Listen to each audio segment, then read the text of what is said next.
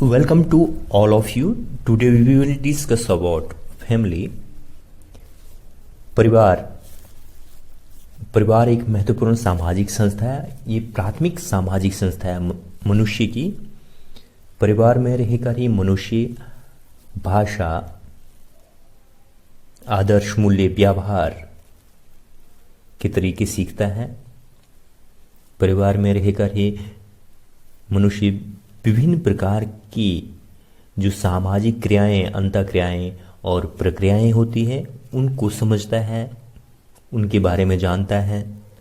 मनुष्य का ओरिजिन परिवार में ही होता है और परिवार मनुष्य की प्राथमिक पाठशाला भी कहा जाता है इसे। परिवार के बिना मनुष्य का कोई अस्तित्व नहीं है। ये एक ऐसी सामाजिक संस्था है जो मनुष्य को समाज में पहचान प्रदान कराती है, उसके व्यवहार को नियमित करती है, निर्देशित करती है और नियंत्रित करती है। यही कारण है कि सदियों में विकास और परिवर्तन की जो प्रक्रिया आगे बढ़कर आई है, कई क्रांतिकारी परिवर्तनों के परिणाम स्वरूप जो अमूलचूल परिवर्तन समाज में देखने को मिल रहे हैं, बावजूद इसके परिवार अपना अस्तित्व बनाए रखे हुए हैं। परिवार शब्द अंग्रेजी भाषा के फैमिली का हिंदी रूपांतरण है और जो फैमिली शब्द है ये लैटिन भाषा के फैमुलस से लिया गया है और फैमुलस का अर्थ लैटिन भाषा में है परिवार, जिसमें माता पिता, बच्चे और नौकर शामिल होते हैं। कुछ विद्वानों ने परिवार की परिभाषाएं भी दी है जो काफ़ी महत्वपूर्ण है। मैं एक परिभाषा आपको बताना चाहूँगा जिसे ऑगबर्न और निमकोफ ने कहा है। ऑगबर्न और निमकोफ के अनुसार परिवार पति, पत्नी तथा बच्चों सहित कम या अधिक स्थायी समूह है। सरल शब्दों में परिवार एक आधारभूत सामाजिक संस्था है। परिवार सामान्य स्थान, संतानोत्पत्ति, पालन पोषण और यौन व्यवहारों की मान्यता प्राप्त सामाजिक संस्था का स्थायी स्वरूप है। ये परिवार की मुख्य विशेषताएं कौन कौन सी है? मुख्य विशेषताओं को जानने के बाद आप समझ पाएंगे पारिवारिक शैली को और इसकी व्यवस्था को, इसकी संरचना को। तो महत्वपूर्ण जो विशेषताएं हैं वो कौन कौन सी है वो मैं आप लोगों को बताना चाहूँगा। परिवार की मुख्य विशेषताओं में सबसे पहली मुख्य विशेषता है सार्वभौमिकता, यूनिवर्सलिटी।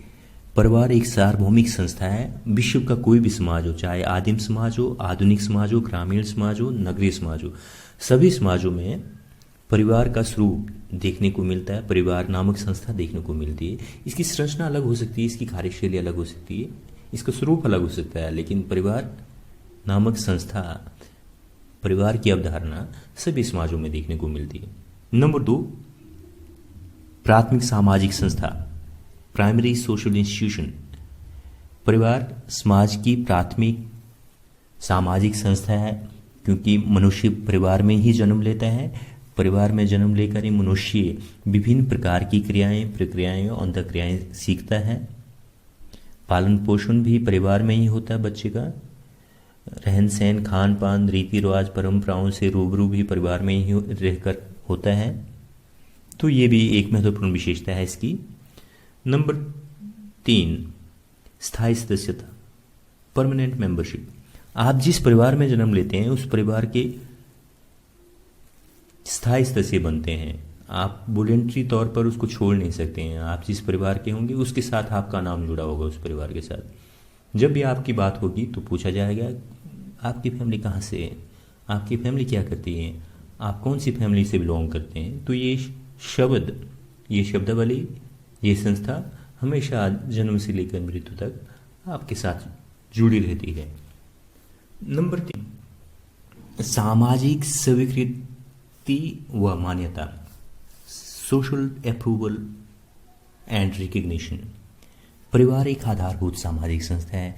परिवार एक सामान्य निवास स्थान होता है परिवार में, और संतान उत्पत्ति, पालन पोषण, यौन व्यवहारों की मान्यता प्राप्त एक संस्था है, और परिवार को सामाजिक स्वीकृति प्रदान होती है और ये मान्यता प्राप्त, और परिवार विभिन्न प्रकार के नियमों, मापदंडों, आदर्शों और मूल्यों पर आधारित व्यवस्था है, जिसमें पति, पत्नी और बच्चों के, संतान के जो अधिकार, कर्तव्य और विशेष अधिकार जुड़े होते हैं। नंबर 5, सीमित आकार। परिवार का आकार छोटा होता है इन कंपैरिजन टू सोसाइटी। मनुष्य क्योंकि एक सामाजिक प्राणी है और एक परिवार में मुख्यतः पति पत्नी, विवाहित या अविवाहित बच्चों की संख्या होती है। अगर परिवार बड़ा है, संयुक्त परिवार है, तो चाचा, ताऊ, दादा, दादी उसमें परिवार में हो सकते हैं। एक्सटेंडेड, विस्तृत परिवार है तो उसमें परिवार के कुछ और अन्य सदस्य हो सकते हैं, जैसे ताया, चाचा, बुआ, दादा, दादी। इस तरीके से 15-20 लोगों का एक समूह भी हो सकता है, लेकिन बहुत ज़्यादा संख्या नहीं होती है, तो इसका आकार छोटा होता है, सीमित होता है। नंबर 6, सामान्य निवास। प्रत्येक परिवार एक सामान्य निवास स्थान या घर में निवास करता है,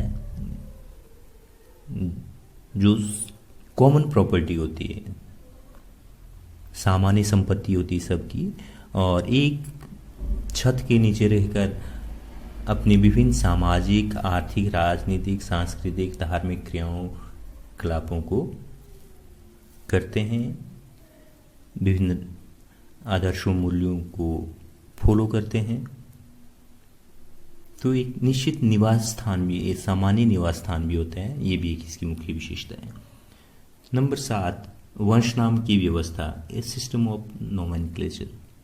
परिवार के साथ एक विशेष नाम जुड़ा होता है, जैसे आपके सरनेम हुआ करते हैं, जो दूसरे परिवारों से आपको अलग करता है।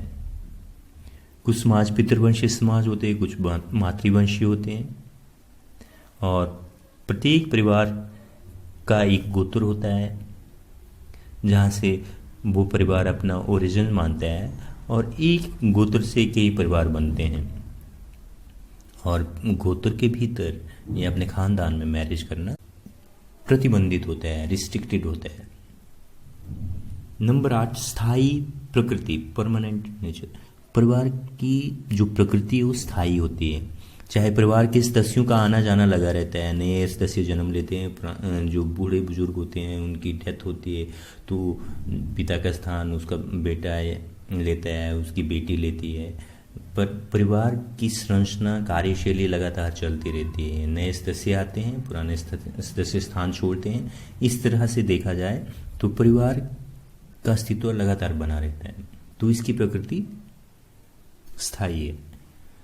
कर्तव्य, अधिकार व विशेष अधिकार, ड्यूटीज, राइट्स एंड प्रिविलेज। जैसा मैंने आपका ये व्यवस्था कैसी, अधिकारों, कर्तव्यों और विशेष अधिकारों की, उसके लिए निश्चित नियम, कानून, मापदंड, आदर्श, मूल्य बनाए होते हैं। समय, स्थान, परिस्थितियों और विभिन्न समाजों की सांस्कृतिक जो व्यवस्था है उसके अनुसार निर्धारित होते हैं, जिन्हें सभी लोग फॉलो करते हैं। परिवार के सभी सदस्यों को फॉलो करना होता है, जो समाज के नॉर्म्स हैं, जो वैल्यूज हैं, उन्हें फॉलो करना होता है।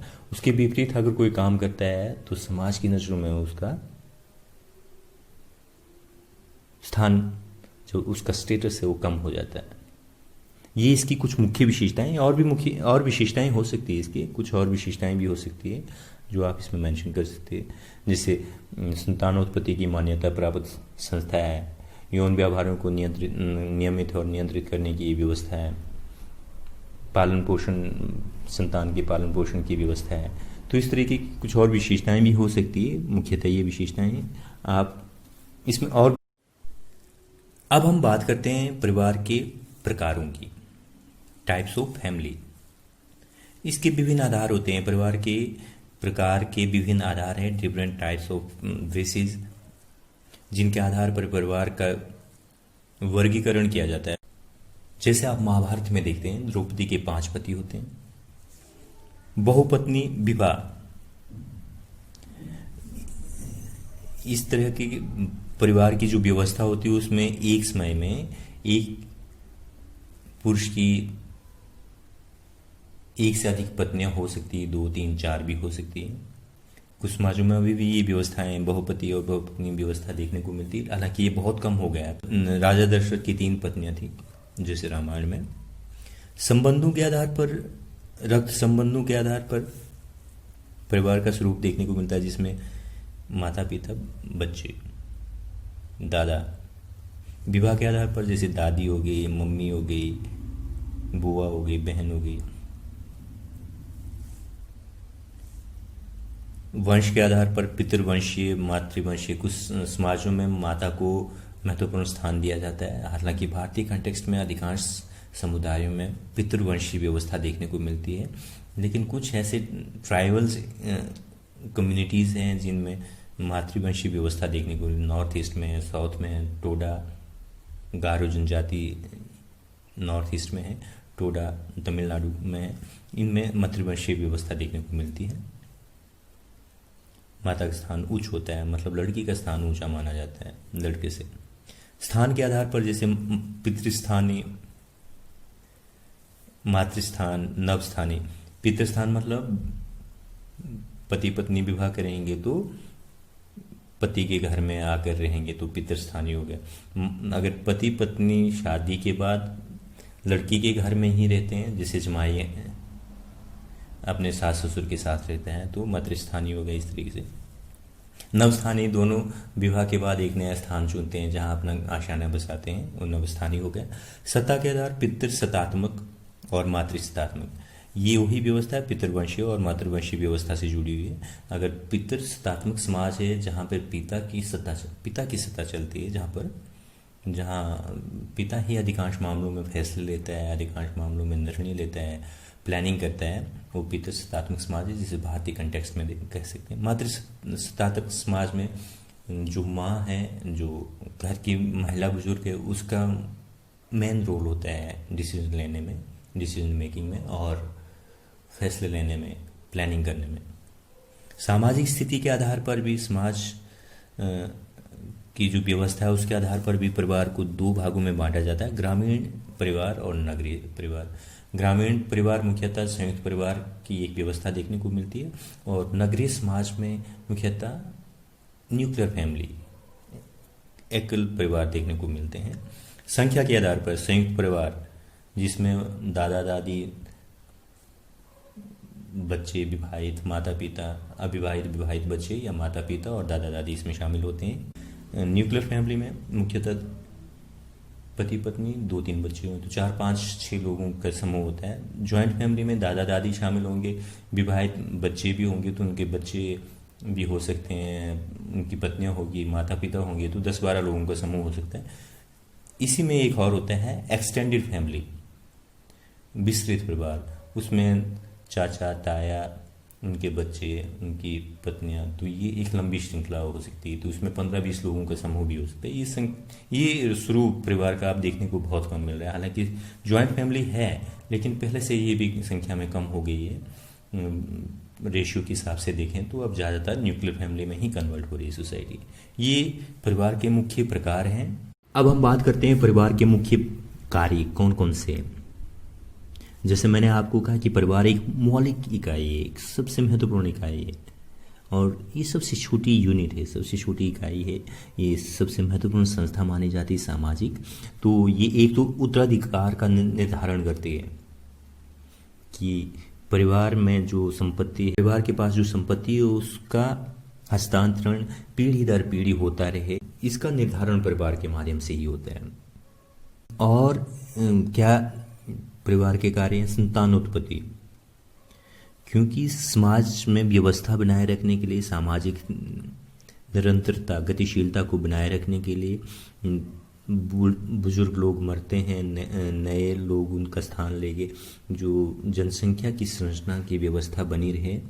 बच्चों का पालन पोषण, ये एक प्रारंभिक पाठशाला मानी जाती है बच्चों के लिए, क्योंकि बच्चा जब परिवार में जन्म लेता है वो एक पशु की तरह होता है, उसे कुछ पता नहीं होता, खाना और कष्ट में ना हो, इसके अलावा वो और कुछ नहीं समझता। धीरे धीरे वो बात करना, हंसना, रोना, स्माइल करना, हाव भाव को समझना, तो बातचीत को समझना, खान पान, चलना, किसके साथ कैसे बात करनी है, ये सारी चीज़ें वो परिवार में रहकर ही सीखते हैं।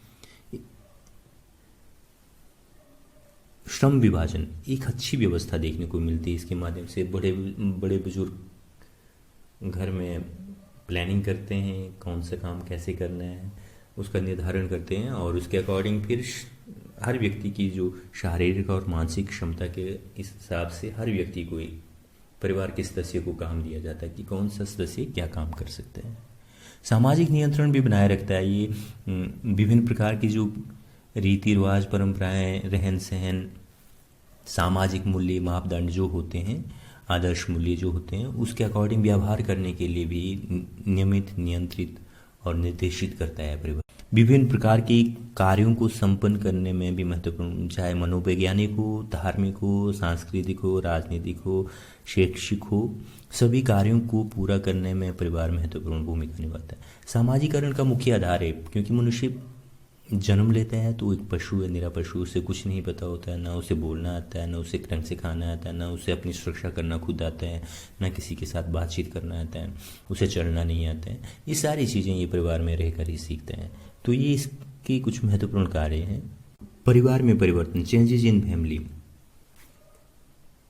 समाज में लगातार परिवर्तन हो रहे हैं, नए नए आयाम गढ़े जा रहे हैं। साइंस, टेक्नोलॉजी ने जो नए डायमेंशंस तैयार किए हैं, उसके माध्यम से पूरी सामाजिक व्यवस्था है, जो समाज का ताना बाना, उसमें परिवर्तन देखने को मिल रहा है। तो इस कड़ी में परिवार भी अछूता नहीं है, और परिवार में भी किसी न किसी रूप से परिवर्तन देखने को मिल रहे हैं। हालांकि परिवार का अस्तित्व बना हुआ है, पर उसकी संरचना और उसका प्रकार्यात्मक जो पहलू है, उसमें परिवर्तन देखने को मिल रहा है। जैसे एक तो संख्या, आकार कम, छोटा हो गया है इसका। पहले एक्सटेंडेड फैमिली हुआ करती थी, चाचा, ताया, दादा, दादी, विवाहित, अविवाहित बच्चे सब इकट्ठे रहा करते थे, तो 20-25 लोगों का समूह भी हो सकता था किसी फैमिली में। लेकिन उसे कम कर दिया गया, तो जॉइंट फैमिली में आया, जिसमें दादा दादी, माता पिता और विवाहित या अविवाहित बच्चे। फिर धीरे धीरे ये टूटता हुआ न्यूक्लियर फैमिली में कन्वर्ट हो गया। अब माता पिता और अविवाहित बच्चों का ही समूह अस्तित्व में रहे, तो ये संख्या धीरे धीरे कम होगी।